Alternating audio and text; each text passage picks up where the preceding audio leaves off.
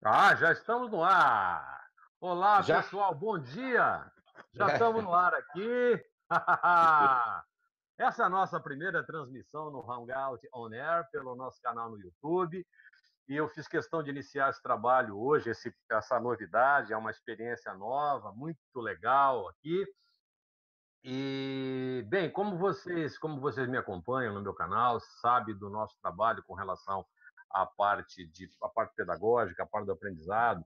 Eu vou contar algumas histórias para vocês a respeito desse novo projeto pedagógico, educacional. Eu fiz questão de convidar uma pessoa muito querida, um grande amigo, meu professor, uma pessoa que tem um baita de um conhecimento sobre aprendizado acelerado, que eu conheci há algum tempo enfim, é uma figura muito legal. E nós vamos bater um papo com vocês hoje a respeito de medo de aprender, questões a respeito ligadas a superaprendizado, modelagem neural e tudo. E às vezes a gente fala sobre isso, mas sempre é muito legal você conversar com um cara que é o top player nessa área. Então, eu queria, já de pronto, apresentar para vocês o professor Eustáquio, né, que vai. Eustáquio, você já está conosco agora aí, velho. É contigo. A câmera é É, tua, meu amigo. prazer, Flávio. Em primeiro lugar, quero te agradecer. É uma grande honra estar aqui conversando com você. Uma pessoa que eu já sigo aí no YouTube, nas redes sociais, que tem um trabalho maravilhoso. E eu já tenho uma grande admiração por você já há algum tempo. E para mim é uma grande honra estar batendo esse papo com você. Eu que te agradeço. Legal, então. Eustáquio, eu queria fazer umas colocações básicas aqui para nossa audiência, para mim e para a sua audiência, porque isso aqui vai ficar disponível e a gente pede para você, já de pronto, né? Vai dar aquela clicadinha ali que você ou se inscreva no nosso canal, depois dá uma clicadinha, não agora, depois, se você efetivamente gostou desse vídeo. Tenho certeza que você vai dar aquela clicadinha ali e vai até, inclusive, compartilhar com os seus amigos, com as pessoas que faz parte das suas relações afetivas e que têm interesses comuns nessa questão do superaprendizado. Olha só, pessoal, antes da gente fazer isso aqui, eu e o Eustáquio ensaiamos ontem, não foi, Eustáquio? Nós não demos uma ensaiada ontem na nossa. Sim. Nós ensaiamos o improviso para ficar A bem gente bacana hoje. desenhou alguns temas, né, que seria legal a gente falar aí, que seria pertinente, que seria interessante, né? Certo. O Eustáquio, a primeira coisa que eu acho que é legal nesse momento, a, o acesso ao conhecimento, ao acesso à informação e à capacitação técnica das pessoas hoje tem mudado drasticamente. E o conceito de informação, o conceito de conhecimento e o conceito de aplicação do aprendizado tem se tornado uma coisa até meio complicada, e essa popularização torna esse processo, muitas vezes, minimizado e até simplificado. Então, eu queria que você começasse discorrendo um pouco a respeito, primeiro, um pouquinho da tua história, para que as pessoas também te conheçam. Você, como professor de inglês, né? Eu sou seu aluno, eu acho você bala nessa área, mas falasse um pouquinho da tua história e como é que você estruturou inicialmente o teu modelo de, claro, de assimilar informação sobre a língua inglesa, depois nós vamos falar sobre outros temas, e especificamente com relação ao conteúdo de conhecimento e torná-lo aplicativo nesse primeiro momento. É contigo. Olha, Flávio, eu acho que na história da humanidade, na história da civilização, acho que nunca estivemos num momento assim de tantas mudanças drásticas, né? E de tanta uma revolução. Hoje nós estamos na era do conhecimento, com esse advento maravilhoso aí que é a internet, né? E essa acessibilidade, essa democratização de tanto conhecimento em potencial, ou seja, eu digo conhecimento em potencial porque a internet ela nos fornece acesso ilimitado a bilhões de conhecimentos científicos e hoje nós vivemos nesse oceano de bombardeio de tanta informação, né? E nós estamos vivendo aí uma crise de competência, porque as pessoas estão sentindo a necessidade, nós estamos sentindo a necessidade de aprendermos tudo, né? E realmente o aprendizado, aprender uma nova competência, aprender uma nova habilidade, é o grande desafio da jornada evolutiva do ser humano, né? Quer dizer, aprender é a grande razão da nossa existência aqui nesse planeta, né? Nós estamos aqui para aprender, nós estamos aqui para compartilhar o que aprendemos com os outros e buscarmos um sentido da nossa convivência social. Nós, seres humanos, não conseguimos sobreviver sozinhos. Se fôssemos sozinhos, a própria garantia da nossa sobrevivência aí na evolução das espécies se deu porque nós, seres humanos, conseguimos nos associar para poder garantir a nossa sobrevivência, porque nós não somos o animal mais forte, nem o mais veloz, nem o mais preparado às intempéries e às exigências climáticas, né? as adversidades, né? E a única razão pela qual nós conseguimos sobreviver aí na jornada evolutiva das espécies é a nossa capacidade de nos associarmos aos nossos iguais, né? E entendermos a nossa inteligência e buscarmos ajudar uns aos outros. É a capacidade que nós temos de ajudar um ao outro, porque nós somos extremamente... Haja vista o filhote humano, né? Eu sou pai de um bebezinho de 6 meses. A fragilidade do filhote humano demonstra justamente isso, né, Flávio? Como nós somos dependentes, até praticamente 1 ano de idade, se nós não tivermos alguém ali para cuidar da gente com todo amor, com todo carinho, nós nem sequer sobreviveríamos, né? O que é diferente das outras espécies, que a gente já vê um cavalinho, poucos minutos depois de nascer, ele já está em pé, correndo, buscando mamar na mamãe, e já demonstrando assim uma autonomia, uma independência muito grande, né? E essa própria fragilidade do animal humano, de nós, eu acho que já demonstra isso, essa interdependência. E não é só na fase de filhote, não, essa interdependência se estende a praticamente toda a nossa vida. Gente, quanto mais experiente mais conhecimento nós vamos acumulando na vida, mais a gente percebe a nossa necessidade de conviver e conviver em harmonia com com os nossos iguais, né? E esse aspecto que você tocou aí desse bombardeio de tanta informação, a gente fica meio que perdido, né? O que aprender, como aprender, porque nós somos muito exigentes com nós mesmos, né? Nós queremos sempre ter uma alta performance, nós queremos performar, desempenhar bem no que fazemos, né?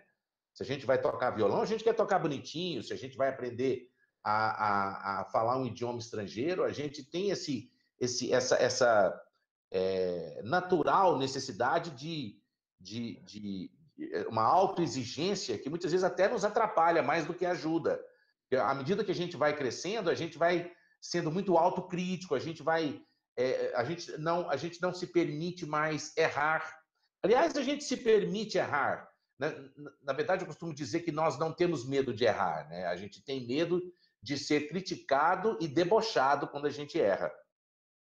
Porque Certo. no conforto da nossa intimidade, a gente erra. A hora que a gente está aprendendo a tocar violão ali, a gente comete um erro atrás do outro e a gente não trava, a gente não fica com vergonha. Mas se já tem alguém assistindo, parece que já existe uma voz ali na nossa mente que fica falando: olha, essa pessoa vai debochar de você. E isso é uma interpretação que muitas vezes só existe na nossa imaginação, né? Porque muitas vezes nós temos ali uma memória de uma experiência no passado, onde nós nos vimos diante de uma situação vexatória e a gente passou vergonha, né? E aí a nossa mente interpreta aquela pequena plateia, que seja de uma única pessoa, como uma ameaça para Ô, eu Eustáquio, reviver aquela experiência. olha só, você, tanto você quanto eu, nós temos uma aos poucos a gente vai se apresentando publicamente, eu dou palestras, você também, a gente está em público. Isso que você falou é muito engraçado, cara. Às vezes você vai numa. Principalmente quando você tem um tema novo a ser discutido, ou você vai em uma plateia da qual você não está habituado a ser ouvido por esse público, existe uma natural condição reativa nossa. Depois eu quero que você, não sei se você concorda comigo, você chega no palco, você tem isso hoje não mais, hoje eu levo de boa isso, eu tenho certeza que você também, mas a gente chega no palco com aquela sensação de que tem alguém pronto para nos bombardear com uma pergunta ameaçadora, pronto a nos bombardear com uma crítica ferrenha ou alguma coisa dessa natureza. E muitas vezes a gente passa o momento todo da nossa palestra, da nossa aula e tudo mais, e no final a gente é aplaudido, o pessoal agradece, a gente... Então todo aquele medo, todo aquele pavor, eu até brinco, aquele encagaçamento de começo, muitas vezes, se dilui na medida em que as coisas, em que o tempo vai passando. E, obviamente, depois você acaba perdendo o medo de errar. O que tu pensa sobre essa afirmação que eu fiz? Esse é interessante, né? Esse medo de errar, né? Eu gosto de falar que, na verdade, não é o medo de errar que nós temos. É natural, é uma convicção de todos nós que, durante todo o processo de aprendizagem ou de desenvolvimento de qualquer nova habilidade ou de aprendizado de qualquer nova competência, é natural errar. Eu sei disso que é natural errar. Você sabe, todos sabemos que é natural errar, que os tropeços, os deslizes, os escorregões é natural de todo o processo de aquisição de nova competência. Agora, então, por que a gente trava? Por que dá branco? Por que a gente entra em pavor? É o medo de quê? Na verdade, não é medo de errar. É o medo de sermos criticados e debochados quando a gente erra. Isso que você falou é realmente engraçado, que a gente vai adquirindo experiência, a gente vai vendo que no início existem estudos, né, que comprovam que o medo de falar em público muitas vezes é maior até do que o medo da morte. Olha que Olha que coisa assustador, né? incrível. Como é incrível isso, né? Justamente por quê? Porque existe ali talvez uma voz ali na nossa mente que fica falando assim, na hora que a gente vê uma plateia diante da gente, ele já fica criando assim uma situação, igual aquilo que você falou, né? Parece que está todo mundo ali olhando para a gente é o centro das atenções, e a gente cria na nossa imaginação uma situação assim de que está todo mundo caindo na gargalhada de algum escorregão que a gente deu, ou de alguma colocação equivocada, ou de alguma bobagem que a gente falou, sendo que, na verdade, isso não existe. Isso só existe na nossa imaginação. Ninguém está ali para debochar da gente. Né? Igual você falou, as pessoas estão ali para ouvir a gente falar e aprender, e interagir, compartilhar, e ir para casa com alguma informação que possa ser útil para a vida dela. E as pessoas entendem que ninguém é perfeito, e ninguém tem que saber tudo, ou muito menos saber que sabe quando não sabe, né? Mas é difícil a gente adquirir essa blindagem emocional, né? Então, deixa eu te pegar no contrapé agora. Tá? Você, para quem não conhece o Eustáquio, além de ser um baita professor de inglês, o Eustáquio faz tradução simultânea de eventos da mais alta relevância.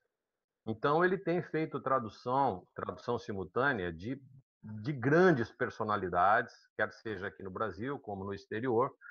E oh, meu Deus do céu, agora me fugiu o nome do Taylor, aquele que você fez na... Ah, sim, essa experiência foi surreal na minha vida, né? O Tony Robbins. Tony Robbins, desculpa, não tem nada de Taylor. O Tony Robbins. O Tony Robbins, hoje, para quem não conhece, o cara é o pica da galáxia na parte de modulação de comportamento humano. Como é que foi você ser o tradutor do Tony Robbins? Desculpa, pessoal, eu me enganei aqui. Não é? Tony Robbins. Para quem não conhece, Tony Robbins. O cara é realmente o top of the hill. Me fala dessa tua experiência com o Tony Robbins. Olha, Flávio, e para quem não conhece o Tony Robbins, é legal, tem documentário que está ficando muito famoso no Netflix dele, que chama Eu Não Sou o Seu Guru. Se você pesquisar no Netflix aí, Eu Não Sou o Seu Guru, você vai assistir um documentário maravilhoso, que é um dos eventos principais que o Tony Robbins realiza de desenvolvimento humano, de inteligência emocional. Hoje, o Tony Robbins é considerado assim o top, né? Ele é o guru. Ele fala que o tema do evento dele, eu não sou o seu guru, mas na realidade ele acaba sendo um grande mentor, um grande líder, inspirador, motivacional aí para todo mundo, né? Tem no YouTube também vários trabalhos dele, Tony Robbins ou Anthony Robbins, né? O nome inteiro dele. Eu Robbins coloquei aqui na nossa linha de bate-papo, aqui eu deixei legal. escrito Vale a para que pena. as Quem não pessoas... conhece o Tony Robbins, vale a pena ver o Sem trabalho dele. dúvida. É um cara simplesmente fora da curva, extraordinário mesmo. E quando eu tive a oportunidade de ir pela primeira vez, foi nos Estados Unidos, foi em Las Vegas, foi no evento de Las Vegas, e depois a segunda vez foi no evento de San Jose, na Califórnia, e a terceira vez foi em Amsterdã, na Holanda. E para mim, assim, foi... Eu me lembro dentro do avião, com o coração disparado de emoção e gratidão e honra, né? E privilégio de estar indo para esse evento, ser o intérprete dele, né? E a hora que nós chegamos lá no evento, e o evento com mais de 12 cabines de intérpretes, né, simultâneos, sendo o evento todo sendo traduzido para 11, 12 idiomas, foi uma emoção surreal. E tá ali na cabine, passando toda aquela emoção, porque o Tony Robbins ele é um vulcão de emoção, de presença de palco, de domínio e de comando mesmo da plateia. Para você ter uma ideia, o evento de San Jose, na Califórnia, eram mais de 11 mil pessoas. Então, foi num ginásio, a gente lá dentro da cabine olhando aquela multidão ali se envolvendo com os ensinamentos e a dinâmica de empoderamento dele. Foi assim, um grande privilégio na minha vida. Foi Você um deu marco. medo? Ah, claro! Meu Deus, eu fiquei todo encagaçado, porque é uma responsabilidade muito grande você É isso aí. tá ali na cabine, né? E outra, existe um desafio especial de fazer a tradução simultânea do Tony Robbins, porque ele conversa numa velocidade de metralhadora. Quem nunca assistiu, quem já assistiu sabe, quem nunca assistiu vai ter a oportunidade de ver os vídeos dele no YouTube. O cara fala numa velocidade surreal. E a tradução simultânea ali, na realidade, é uma interpretação. Nós temos que nos concentrar para poder passar a fidelidade semântica do que a gente está ouvindo com a maior precisão possível, né? Com a maior Além fidelidade da possível. emoção que ele está passando. Além da gente lá dentro da cabine estarmos ali vivendo toda a emoção das dinâmicas que ele vai desenvolvendo ao longo do evento, né, Flávio? Então, teve uma hora lá que eu me vi em pé lá, gritando, igualzinho ele estava gritando e chorando, igual ele estava chorando, assim, e a coisa é incontrolável. Você se entrega no nível de profundidade, assim, emocional, assim, assustador. Eustáquio, quando você falou dessa questão agora, isso é um fato relevante. Você levantou as suas emoções, o seu estado, as suas redes neurais, transformaram toda aquela emoção numa dinâmica neuromuscular, neurofisiológica. Nós vamos discutir isso aqui daqui a pouco, porque é só um assunto relevante para quem quer aprender uma nova habilidade.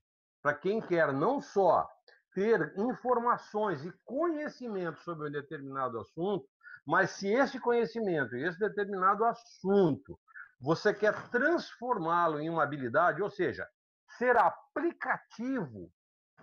O Eustáquio estava falando aqui de uma nova língua.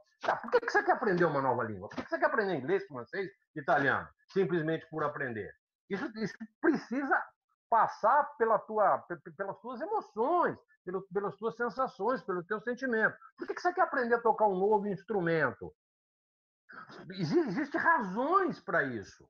Por que você quer aprender uma nova habilidade? Vou te contar uma daqui a pouco que aconteceu comigo nos últimos tempos, uma coisa que eu realmente sempre tive vontade de aprender. E sempre fui canhoto dos dois pés, que era aprender a dançar. Então, no começo eu confesso a vocês que fiquei com medo de aprender, porque eu sempre tive a pecha de que eu era canhoto dos dois pés e acreditei em coisas que não são verdade. Depois que eu percebi que alguém que estava me ensinando aquilo, e o meu carinho, meu afeto, a Elisa e o Alexandre, que são meus professores de dança hoje, tenho um carinho especial por eles, eles não só tinham informação, eles não só tinham conhecimento, mas eles conseguiram perceber que em mim existia algo, conseguiu tirar de mim aquilo que era a razão de eu estar dançando.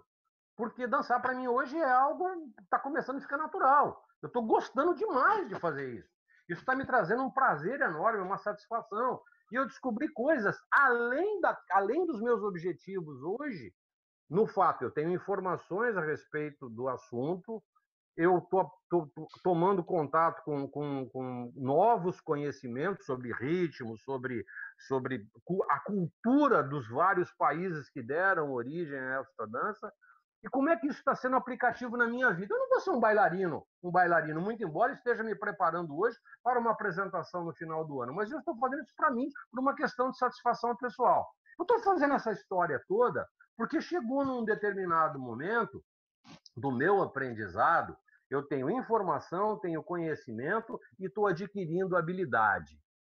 Então, quando eu comecei, dentre outras coisas, a pensar em como isso funcionava, eu me deparo com algo que eu tenho vontade, que eu sempre tive muita vontade de aprender, que era aprender inglês também.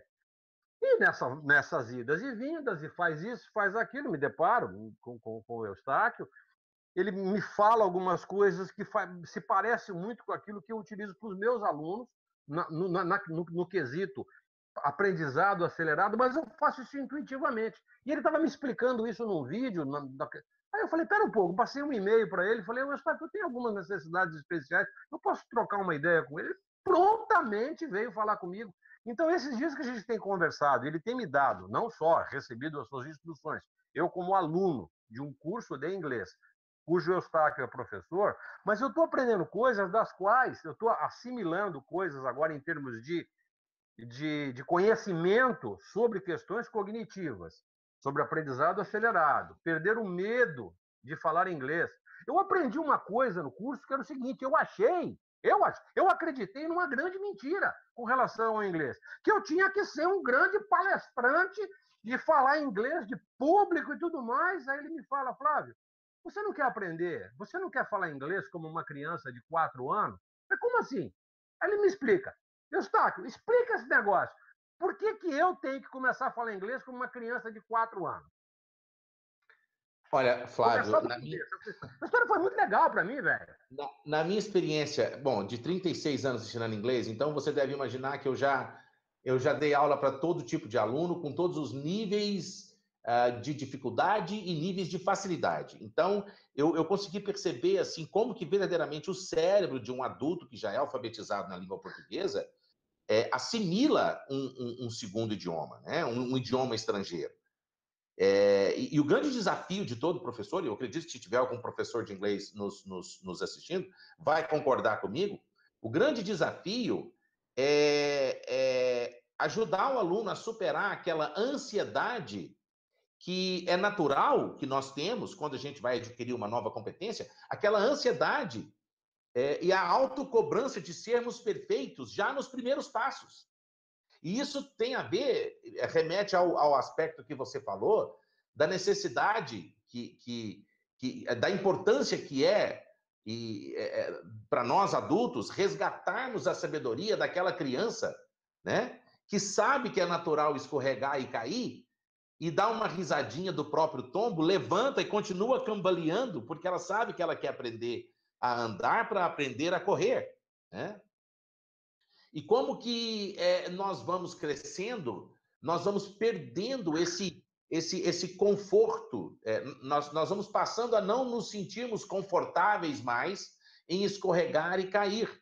Por quê? Porque ao longo do nosso crescimento, nós vamos passando por experiências de cometermos alguns deslizes e alguém, muito infelizmente e muito lamentavelmente, criticar aquele deslize, criticar aquele natural escorregão que a gente dá, né? E fazer e debochar da gente. Então, muitas vezes, quando eu me travo diante de uma oportunidade de conversar em inglês e tentar elaborar dentro do meu pequeno conhecimento, para quem está no início aprendendo, né? A importância que é dele abraçar todas as oportunidades de conversar e praticar inglês com um americano ou com um colega que sabe um pouco mais, ou com a esposa, com o filho, com quem quer que seja, né?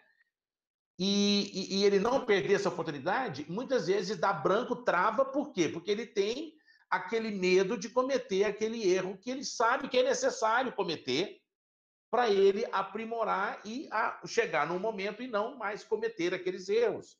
Né? Quer dizer, tem gente que fala assim, eu só vou falar inglês, eu só vou me permitir ousar numa conversação a hora que eu já estiver conversando. Tá. Agora, Levantando, isso mas aí deixa eu te isso dizer não uma vai coisa. acontecer. Deixa eu te dizer uma coisa. Com relação às novas estruturas do aprendizado. Eu recentemente estou fazendo um curso online. Eu ofereci para um número reduzido de alunos esse curso e estou fazendo exatamente desse mesmo jeito que você está falando. Agora você tá dando as explicações detalhadas sobretudo, oferecendo até uma justificativa para aquelas pessoas que muitas vezes têm muito afoito em querer aprender as coisas de sopetão e não ter uma coisa que você falou outro dia, não ter um ícone na área de trabalho, não consegue ir e voltar de tempos em tempos para rever esse conhecimento e tornar aquele caminho no cérebro, aquele caminho que vai da tua necessidade externa, do teu comando externo. Bom, eu preciso me expressar desta maneira. Como é que eu faço isso? Eu me remeto a uma memória que está no meu disco rígido, e me expresso dessa maneira, falando, ouvindo, cantando, dançando, tocando. Então, é assim que nós nos comunicamos, é através da expressão neurofisiológica, é através da nossa expressão. Estou gesticulando que nem um napolitano. Então, é bem isso mesmo, né? Então, eu queria que você comentasse sobre essa ideia de como é, porque às vezes eu insisto com o meu aluno, olha, treine isso aqui um pouquinho, treine isso aqui um pouquinho, treine isso aqui, porque isso aqui vai montar uma rede neural que vai fazer com que essa informação ela se torne um conhecimento no seu cérebro. Como é que isso, efetivamente, Claro. Eustáquio, funciona no cérebro, no nosso cérebro? Olha, toda competência, ela é um arquivo executável gravado na nossa memória de longo prazo. Mas para esse arquivo ser executado, tem que haver um trilho neuronal instantâneo, ou seja, tem que ser um padrão comportamental automático. E para ele ser automático, ele tem que ser muito bem treinado, adestrado. Por quê? Porque aquela metáfora que eu gosto de usar, né? É que toda competência é um arquivo executável que está gravado numa subpasta, num subdiretório lá no nosso HD mental, digamos assim, mas eu só consigo executar ele com instantaneidade, com naturalidade e espontaneidade, se eu souber o trilho para chegar até ele. E esse trilho é justamente o endereço daquele arquivo, representado por um ícone, por um arquivozinho de apenas 1K de tamanho, que está ali na área de trabalho, que nada mais é do que o endereço de onde, quer dizer, o trilho neuronal, né? Abre qual subpasta, qual subdiretório, papapá, e para poder executar aquele arquivo, né? É o endereço daquele arquivo. Então, igual você falou, todo conhecimento. Olha só, eu só te dizer uma coisa aqui, por incrível que pareça, às vezes, isso não é demérito nenhum. Tem pessoas que não sabem o que é ícone na área de trabalho, tá? No computador, né? Quer dizer, É isso aí. a nossa área de trabalho aqui, por exemplo, quando a gente abre o computador e aquela tela que aparece no nosso computador ali com aqueles ícones, né? Aquelas Que tem figurinhas. aquelas figurinhas, que tem aquela setinha, né? Isso. Nada mais é que a gente gosta de ter tudo na área de trabalho, porque basta dar uma clicada naquele íconezinho da setinha que ele já nos leva para aquele programa que a gente quer abrir, né? Tanto é Isso aí verdade que tem um agora caminho entre o ícone e o arquivo tem é um. o trilho, é a trajetória, é o trilho neuronal, é como se fosse o padrão automático de comportamento. Neurocientificamente falando, né, é o que é representado pela bainha de mielina, que é justamente a via expressa da corrente elétrica no nosso circuito neuronal. Né? Quando a gente tenta recordar de algo, a gente justamente essa recordação é um gatilho, né? É como se fosse esse íconezinho que está ali na tela do computador. Ele desencadeia uma faísca, né? Uma faísca elétrica, e ele sabe direitinho qual que é o mapa no labirinto mental, né? De onde está aquele arquivo lá gravado no nosso HD. Então Beleza. é isso. Para quem não sabe o que é esse ícone, né? É justamente esse gatilho ancorado àquela memória, que é um arquivo maior que não caberia na nossa área de trabalho. Por isso que. Tá Agora, certo. para te ser sincero, Flávio, a minha área de trabalho está uma bagunça danada. De vez em quando a gente tem que parar e dar uma organizada, porque a gente vai Dá uma colocando os organizada, é ícones isso ali, aí. né? Porque muitas vezes a gente quer procurar uma coisa que está ali e como está bagunçado, a gente acaba passando os olhos pelo ícone ali várias vezes e não consegue identificar, né? Eu estou aqui, ó. Mas Eu tenho eu só, uma.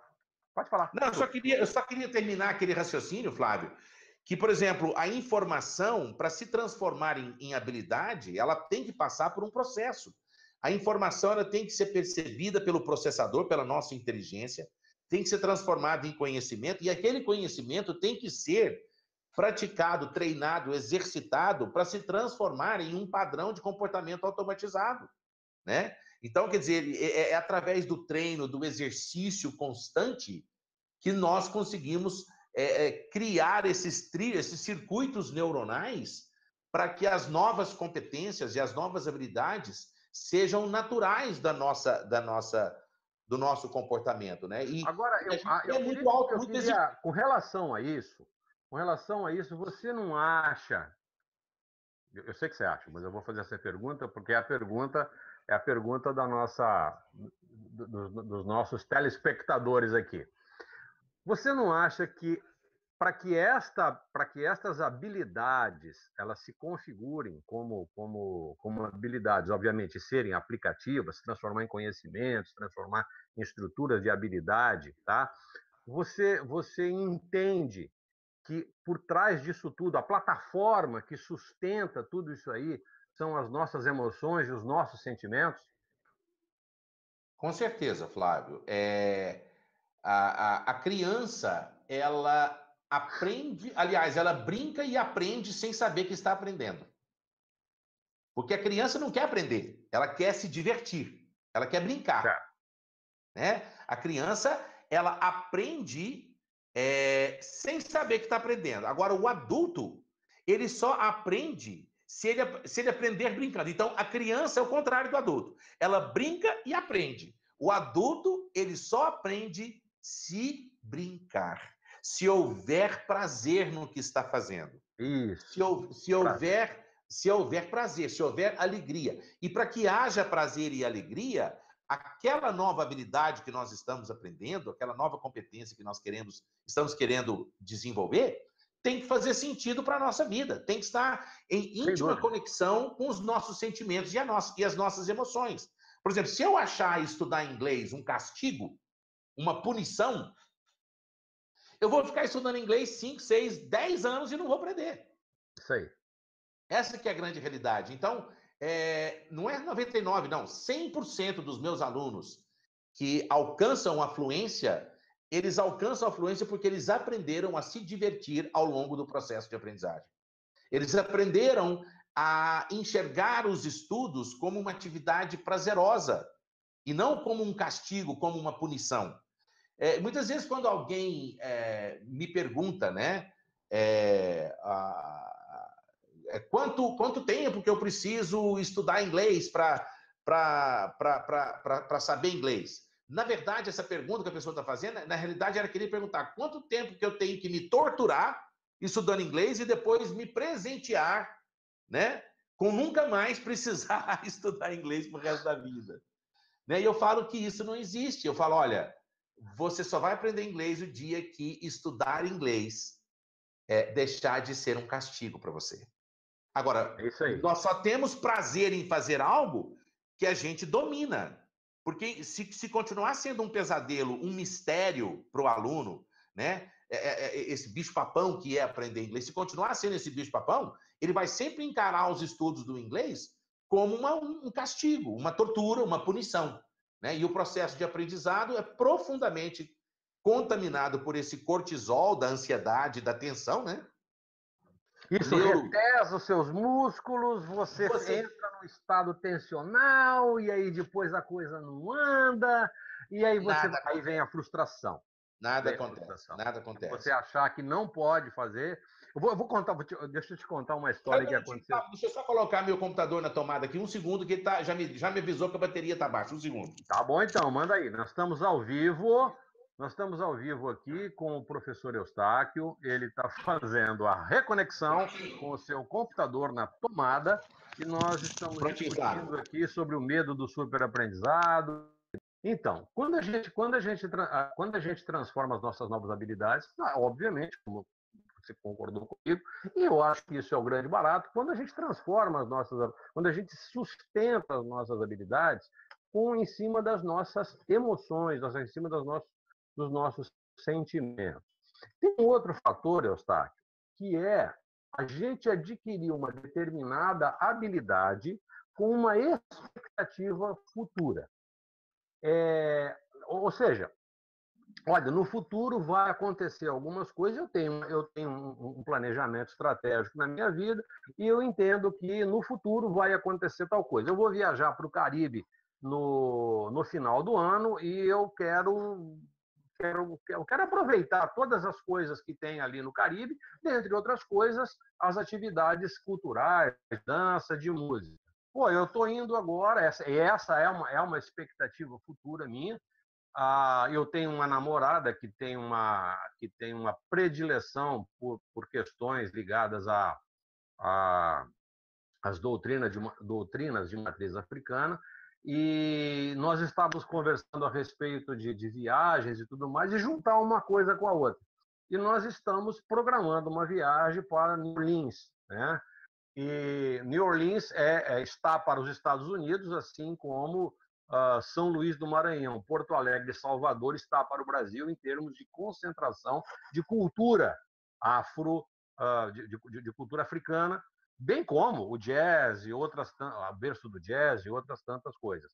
Então, a expectativa futura, que também nos traz uma expectativa de satisfação, de alegria, de contentamento, nos dá também um impulso, uma vontade de antecipar, de querer ter algumas habilidades antecipadas para, no futuro próximo ou médio, para mim, como eu sempre digo, eu só tenho mais 3 anos de vida, que é o meu mindset de vida hoje.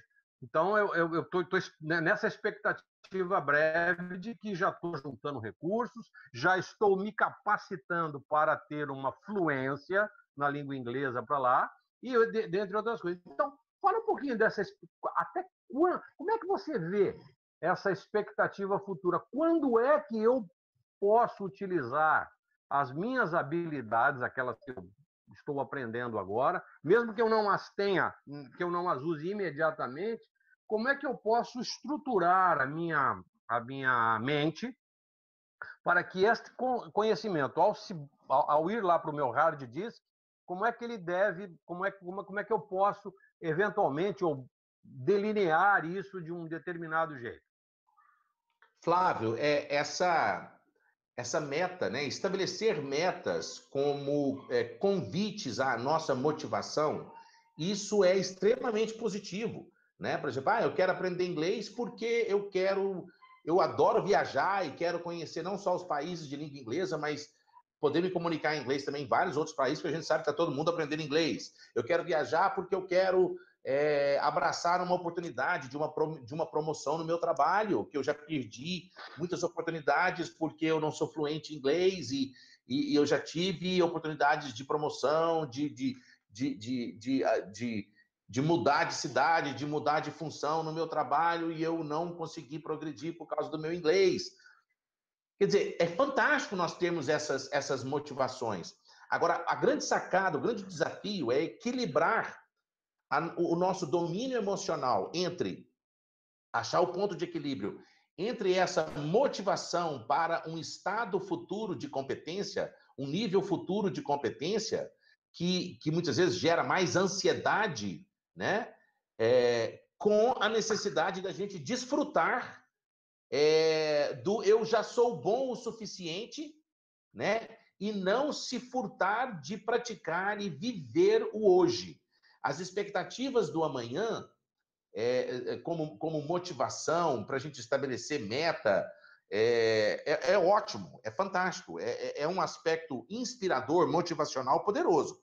Mas nós temos que nos contentar em não.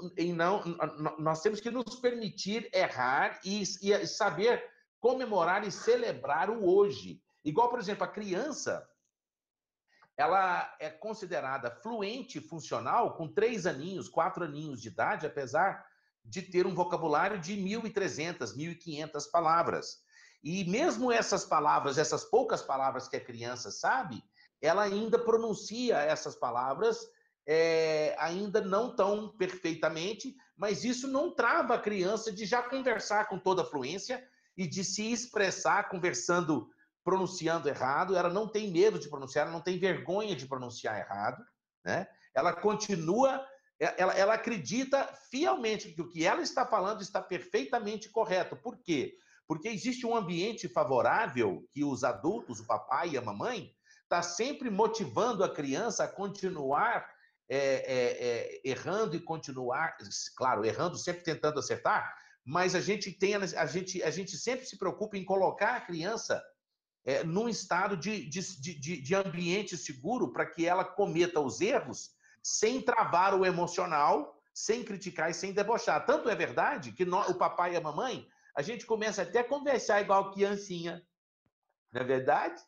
A gente, a gente, a gente, a gente, a gente começa a conversar assim, para quê? Para quê? Para mostrar para a criancinha que tá tudo bem o jeitinho que ela está falando. É natural, eu estou entendendo esse jeitinho dela, tá certo? E ela se sente, opa, beleza, não estou sendo rejeitado, não estou sendo criticado, não estou sendo debochado, do jeito que eu estou falando, eu estou abafando. É aquela sensação que você estava me contando, né? Eu sei que eu ainda tenho muito para aprender, mas esse pouco que eu já aprendi, yes, vamos comemorar. 30 anos de pista! Exato! Você relatando comigo, né?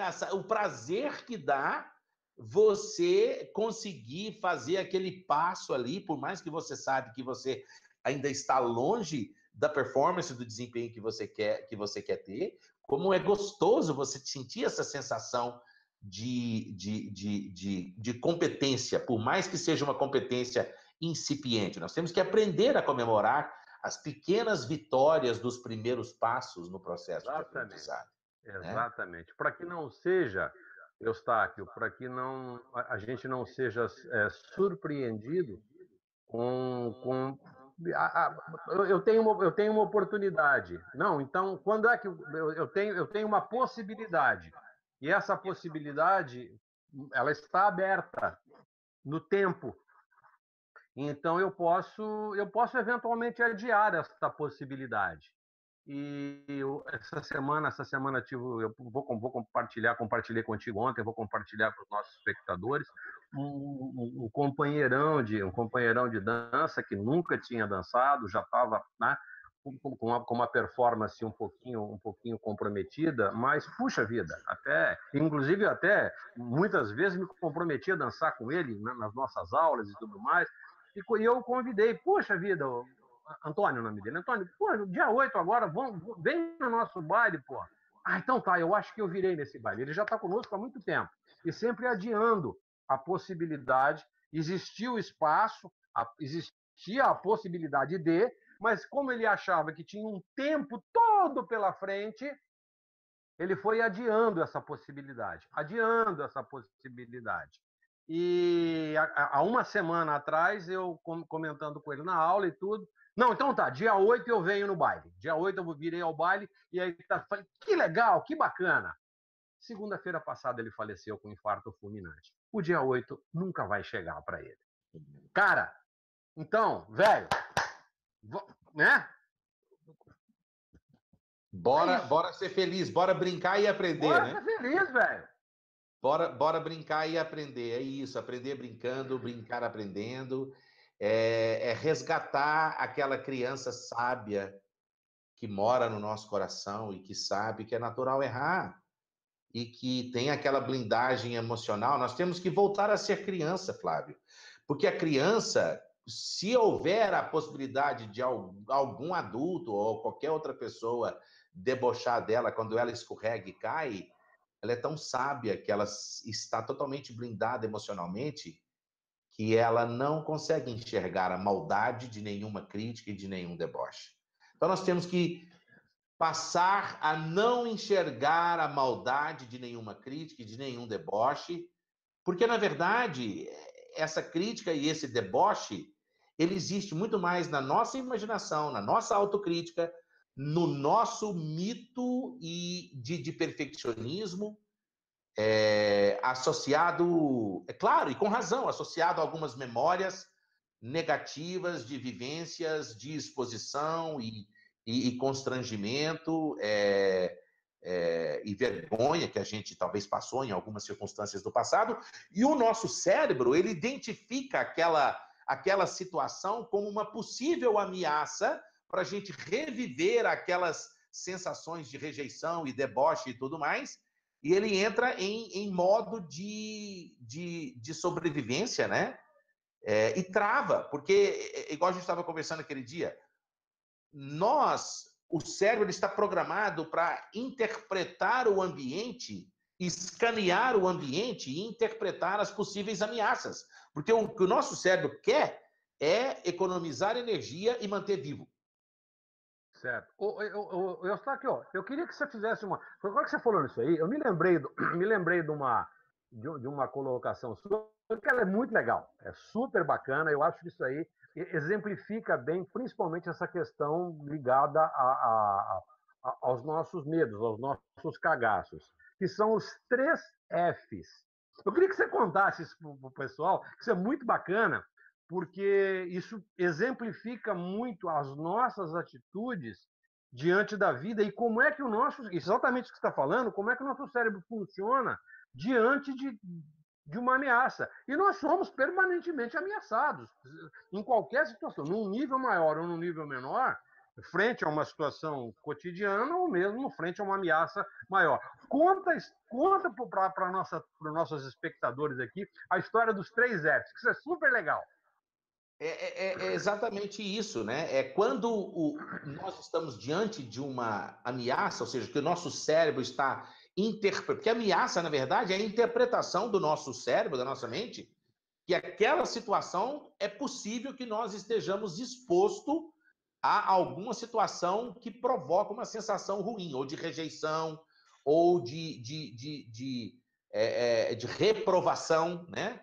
E nós não gostamos de sermos reprovados e nem debochados, né? O ser humano só tem um medo, eu gosto de falar, Flávio, nós só temos um medo, que é de sermos rejeitados, né?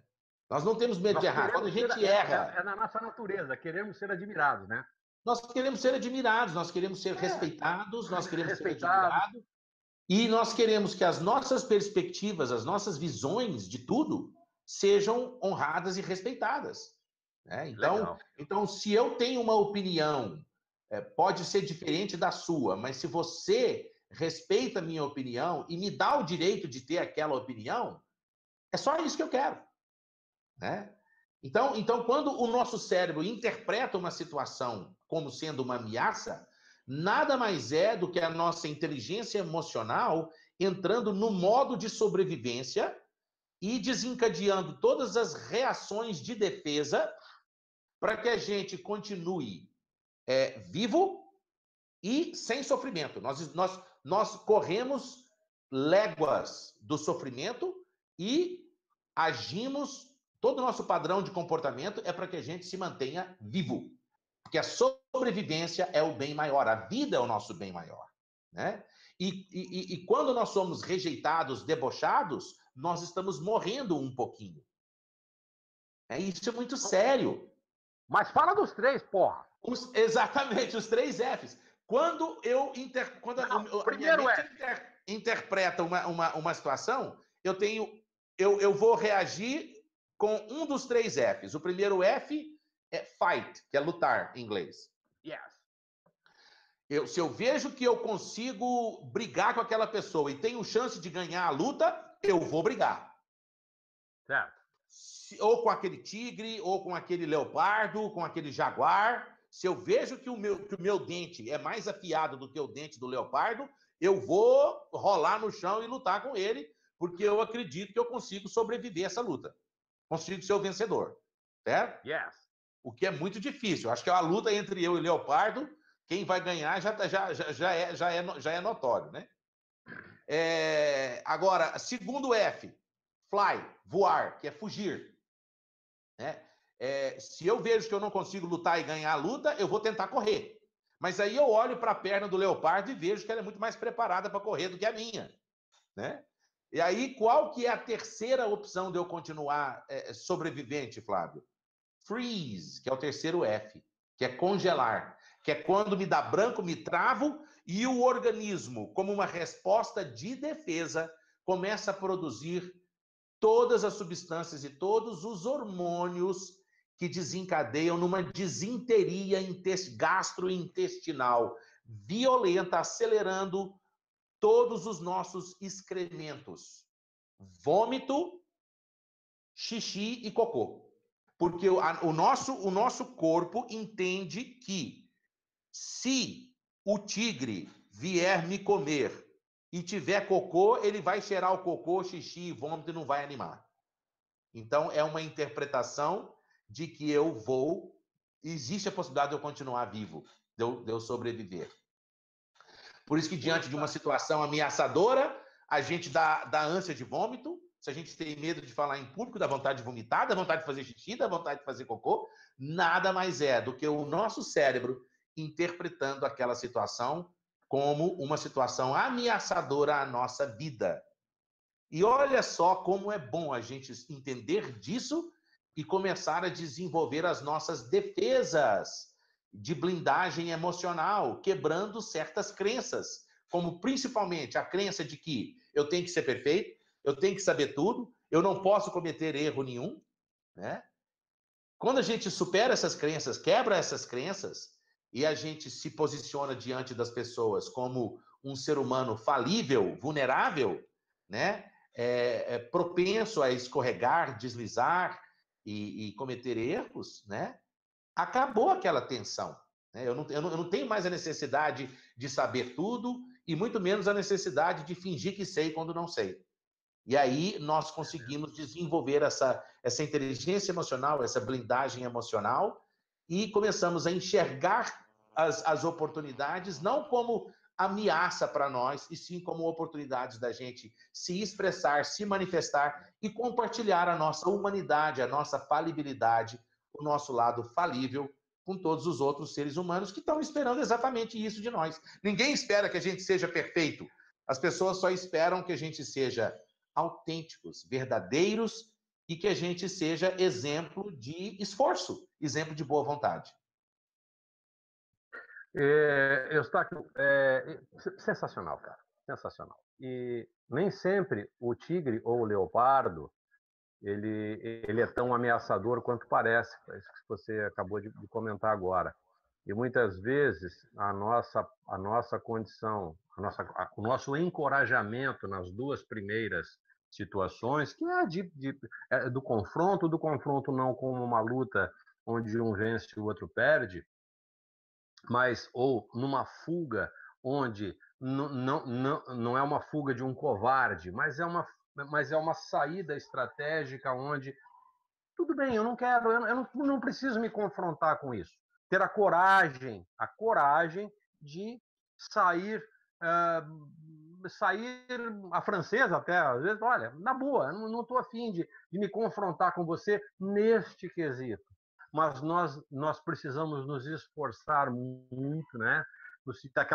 A metáfora do freezing, onde a gente congela, onde nós começamos por uma Paralisa, né? absoluta e total incompreensão de uma situação que possivelmente nos constrange ou nos amedronta, a gente não compreende o que está acontecendo e simplesmente nos borramos todos e transformamos a nossa aura em algo altamente contaminado e nos tornamos, pela nossa atitude, pelas nossas ações e pelas nossas vibrações, pessoas repugnantes nessa situação. Então, num primeiro momento, o confronto dentro do campo das ideias, as discussões acaloradas, um respeito mútuo, a fuga, não como um covarde, mas simplesmente eu não me ajusto a esse seu ponto de vista e por conta disso eu vou recuar e você fica com o seu ponto de vista, eu fico com o meu e está tudo certo, está tudo bem.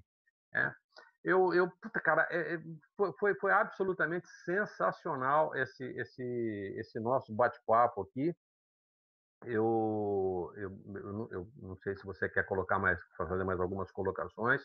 Eu estou deixando na descrição desse nosso vídeo o endereço inglêsimplesassim.com, acertei, né, Eustáquio?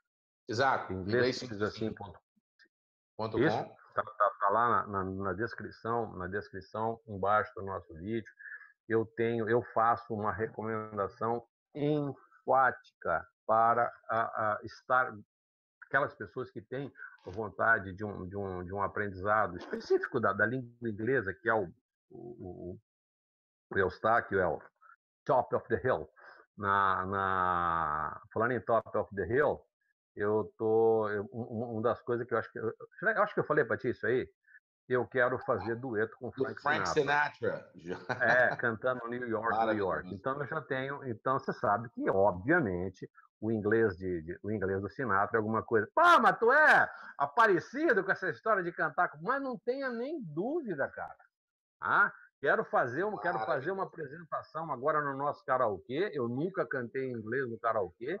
Eu já estou me preparando para isso, porque é uma expectativa futura que eu sei que vai me dar prazer e satisfação. No meu grupo de canto tem bastante gente que canta inglês, já me conta, vem fazer um dueto comigo aqui e tal. Então eu vou fazer um dueto com o Vavá, que canta Frank Sinatra pra caramba, e eu vou cantar com ele, vou gravar e vou te mandar. Tu vai ter orgulho de seu aluno, velho. Tá bom? Com certeza. Eu vou deixar a palavra contigo por essas nossas considerações finais aqui. Olha, Flávio, eu só tenho que te agradecer por essa generosidade sua, essa oportunidade de estar conversando com você sobre esses temas tão apaixonantes, né? E como eu admiro muito a sua jornada, para mim é uma grande honra estar aqui no seu canal, conversando com a sua audiência. E gratidão mesmo. E eu acho que assim, a mensagem que fica, né, para nós, assim, eu vejo, é a importância da gente resgatar aquela criança que sempre mora dentro da gente. E a gente, por circunstâncias das exigências de padrões sociais, de conformidade social e tudo mais, a gente vai deixando de ouvir aquela criança que mora dentro da gente, que adora aprender e que sabe que ao aprender é natural eu escorregar. E ao escorregar é importante eu saber me levantar, eu aprender a rir do meu próprio tombo, né? E me divertir, brincar ao longo do processo de aprendizado. É claro que nós, seres humanos, nós não nos contentamos em ser mais ou menos. A gente está sempre buscando altos níveis de performance, e isso é salutar, isso é maravilhoso. Nós queremos ser bons no que fazemos, nós queremos aprender com qualidade, né? Mas que a gente não perca a sabedoria daquela criança que é inocente e não enxerga nenhuma ameaça como possível deboche, não, que aprende a rir do próprio tombo, levanta, continua cambaleando, e como é legal a gente se divertir e aprender brincando, e brincar aprendendo. Eu acho que seria essa a mensagem que eu gostaria de deixar. Eustáquio, eu deixo a você também um grande abraço. Muito obrigado por você ter se disposto a estar comigo aqui no nosso canal. Eu gostei muito de fazer o Hangout. Eu resisti um pouquinho, porque talvez me faltava um pouquinho de competência nessa área aí. Você me deu todas as dicas. E acaba que trava de vez em quando, a gente perdeu a conexão aí, voltamos e tudo, né? Sempre tem esse Tá, mas desafio. isso aí faz parte do jogo, né? Então, eu acho que está tudo legal, já subiu, isso aí deve estar subindo daqui a pouco também para o YouTube, e as demais pessoas que estão conosco, nos acompanhando aqui. Espero que tenha aproveitado bastante esse nosso encontro. Se você ficou conosco até agora, dá um cliquezinho ali no gostei. Toda vez que você clica ali gostando, dando um joinha no vídeo, ele se torna mais popular. O YouTube entende que esse tipo de conteúdo é um conteúdo relevante para as pessoas. Então, se você acha que esse conteúdo foi relevante, contribua dando o seu joinha, tanto no meu canal quanto no canal do Eustáquio, porque isso é muito bom para a gente, que tem a preocupação de produzir conteúdos relevantes, levar uma mensagem positiva para todos vocês. Eu quero deixar, Eustáquio, mais uma vez, minha eterna gratidão pela tua disposição em estar aqui no nosso canal. Estamos aqui no nosso estúdio, na nossa biblioteca, você aí no seu ambiente familiar. Transmita carinhosamente um abraço à sua senhora, um beijinho nos seus filhos, enfim. E eu vou ficando por aqui, Obrigado. vamos ficando por aqui, e eu espero vê-los nas nossas próximas transmissões. Um grande abraço a todos. É contigo, pode falar. Valeu. Tá legal, então. Grande abraço, gratidão. Um grande abraço a todos vocês e muito obrigado e até a nossa próxima. Até lá. Tchau, tchau. Estamos finalizando por aqui. Tchau, tchau.